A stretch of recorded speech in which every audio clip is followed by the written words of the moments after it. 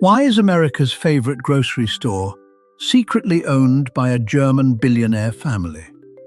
Trader Joe's doesn't feel like it's owned by anyone. There's no loyalty app, no sale flyers, no corporate mission statement on the wall. Just hand-lettered chalkboard signs, employees in Hawaiian shirts, and a fictional sea captain smiling on every bag. It feels like the most independent, most not-a-corporation grocery store in America. It isn't independent. It's owned by one of the most secretive, most tightly controlled family business empires on the planet. A company so private that there are only a handful of adult photographs of the two brothers who built it. And the strangest part isn't even that Trader Joe's has a hidden owner. It's who else that same family secretly owns. And how those two companies have been quietly competing against each other in your neighborhood for years without either one ever admitting they're related. If stories like this, the hidden machinery behind the brands you trust without thinking about, are your thing, that's basically the whole channel. Subscribe, hit the bell, and you won't miss the next one. The story starts in 1946, in Essen, Germany. A city that had just been flattened by Allied bombing. A woman named Anna Albrecht had run a small neighborhood grocery store there since 1913. She handed it to her two adult sons, Karl and Theo, fresh out of prisoner of war camps. The brothers had a simple, almost brutal idea. Strip everything out. No frills, no brand names, no advertising. The smallest possible selection. Prices as low as physically possible. It worked.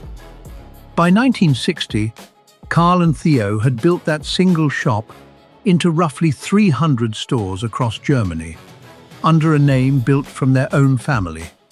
Albrecht plus discount. Aldi. Then, in 1960, the brothers hit a wall over cigarettes. Theo wanted to sell them. It was reliable, steady revenue. Karl refused. He thought cigarettes brought in shoplifters and slowed down every register. Neither one would budge, so they didn't compromise. They split the entire company in half. Theo took the stores in the north, Aldi Nord.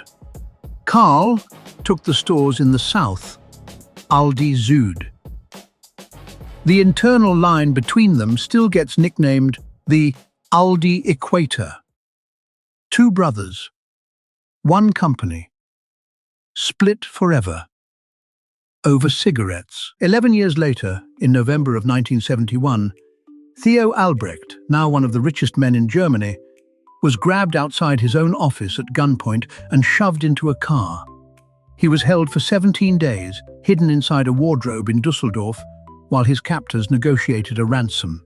Eventually, 7 million German marks were paid, delivered, strangely, by a Catholic bishop, wrapped like Christmas presents, dropped on a quiet dirt road. Theo was released, unharmed, that December. Here's the detail almost nobody believes the first time they hear it. Afterward, Theo tried to write part of the ransom off on his taxes. Not as a joke, a real filing, arguing the loss was connected to his life as a businessman.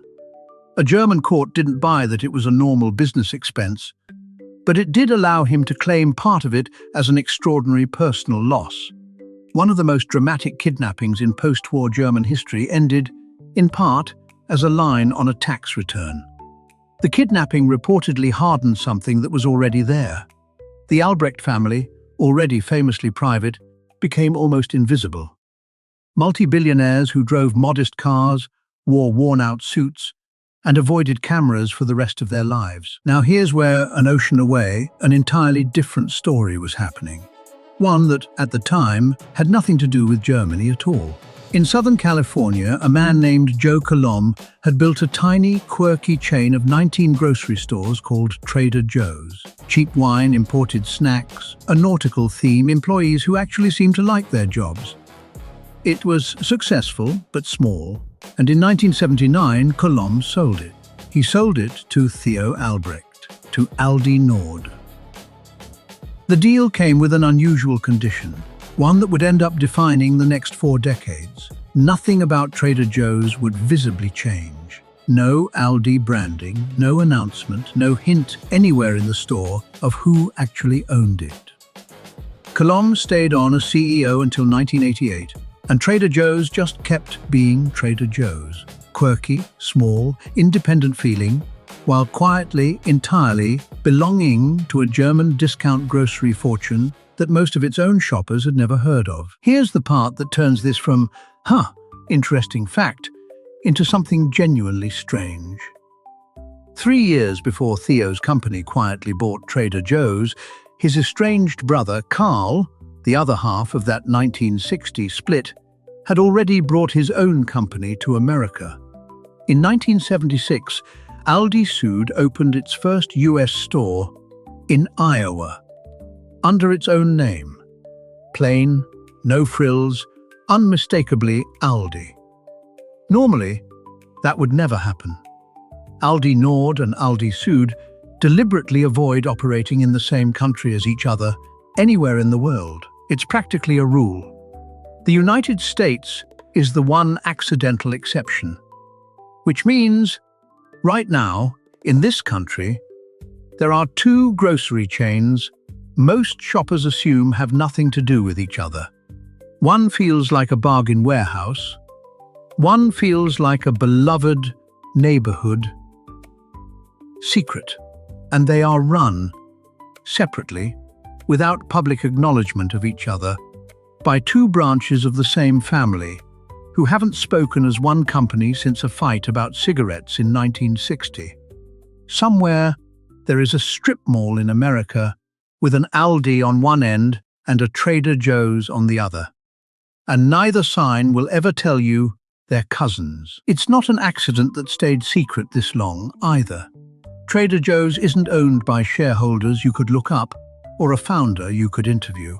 It's owned entirely, 100%, by a single private German foundation, one of 3 that together control Aldi Nord. The founder's own rules, written permanently into the foundation's charter, bind whoever runs it next. The company legally cannot be sold to an outsider. It cannot go public. It cannot be broken up and auctioned off by some future heir who wants the money. That structure was built to survive anything. And it's already been tested from the inside. In 2012, Theo's son Berthold died, and his widow, Babette, became a controversial figure inside the family's own foundations, reportedly drawing tens of millions of euros a year from one of them, a lifestyle so far outside the family's famously frugal norm that German media nicknamed her the Merry Widow. In 2019, a German court ordered Babette and her children off one of the foundation boards. By most reporting, they didn't leave. And in 2020, it reached a genuinely strange low point. Berthold's own son sued his own mother, accusing her of misusing the family trust that was supposed to be unbreakable. It took until 2023 for the family to resolve it, folding Aldi Nord into one reorganized holding structure. Even a company, engineered on paper to never change hands, still couldn't stop a fight over who got to control it, from inside its own bloodline. By design, though, the outside world barely noticed.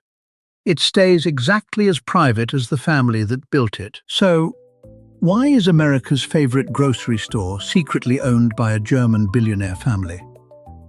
Because the same instincts that built Aldi, radical secrecy, radical control, a willingness to split a company in half rather than compromise, are the instincts that bought Trader Joe's and then made sure nobody would ever notice. The more authentic and independent a brand feels sometimes, the harder somebody worked to make sure you'd never ask who's actually cashing the check. Trader Joe's isn't hiding anything illegal.